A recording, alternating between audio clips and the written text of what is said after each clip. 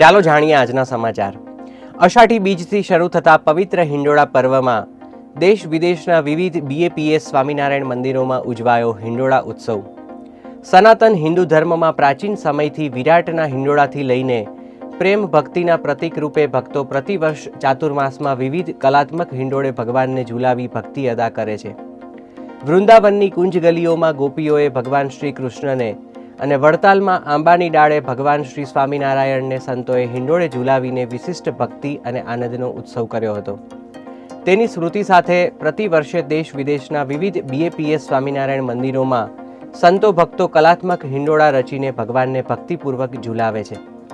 પરંપરાગત વિવિધ દ્રવ્યો પદાર્થોનો પ્રતિકાત્મક વિનિયોગ કરીને કલા કૌશલ્યની અદ્ભુત પ્રસ્તુતિ સાથે રજૂ થતા આ હિંડોળાઓ ભક્તિનું એક અનોખું પર્વ બની રહે છે।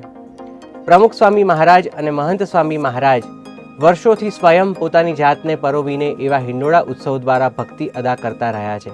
તેઓની પ્રેરણાથી બીએપીએસ સંસ્થામાં સંતો ભક્તો કલાત્મક હિંડોળા દ્વારા ભક્તિ અર્ઘ્ય અર્પણ કરે છે। આવો એક ઝલક દ્વારા કરીએ આ વર્ષના હિંડોળા પર્વમાં